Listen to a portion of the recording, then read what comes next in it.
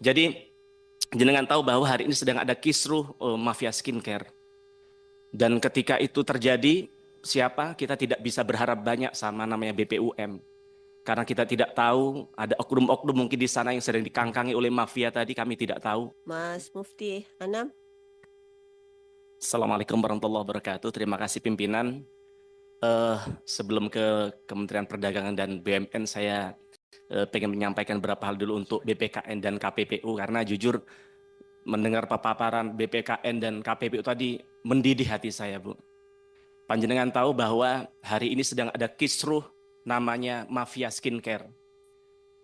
Jenengan tahu orang karena KPPU, mohon maaf, saya garis bawahi dulu bahwa saya yakin ini karena Presiden tidak tahu, karena Prime Minister mungkin tidak tahu, sehingga saya perlu sampaikan di tempat ini agar kemudian BPKN dan KPPU ini tidak dianggap hanya angin berlalu.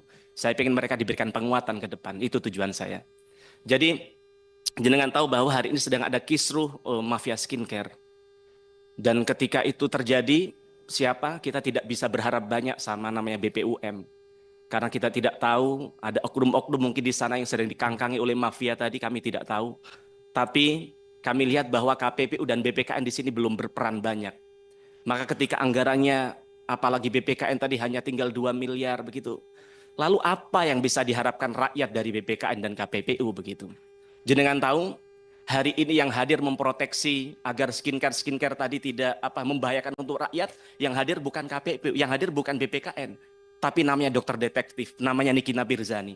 Tapi bayangkan mereka yang proaktif untuk memberikan sosialis soal itu, hari ini doktif dikriminalisasi, hari ini Niki Nabirzani juga dipersekusi begitu. Begitu juga dari sisi pengusaha. Bayangkan si namanya Sela Sokya juga demikian. Dia hari ini dibully oleh rakyat, padahal ini belum tentu benar atau salah. Karena yang menilai hanya asumsi-asumsi saja. Karena kenapa ini terjadi? Karena ya BPKN tidak hadir di tengah-tengah mereka begitu. Lalu kalau rakyat saja tidak tahu kemana mereka harus berkeluh kesah. Rakyat yang mereka membela rakyat selama ini akhirnya harus dipersekusi, akhirnya harus dikriminalisasi. Lalu kemana rakyat kita ini harus mengadu begitu? Kalau kemudian BPKN harus anggarannya dipotong sekian besar sehingga tidak punya taring untuk melakukan sesuatu. Begitu juga dengan KPPU. Kami lihat bahwa hari ini tidak ada satu kata pun kalau jenengan cek di Google, KPU melakukan satu hal soal mafia skincare. Bayangkan hari ini sebenarnya banyak sekali UMKM kita yang tumbuh di daerah, yang mereka memperkerjakan ibu-ibu rumah tangga untuk meracik skincare ini.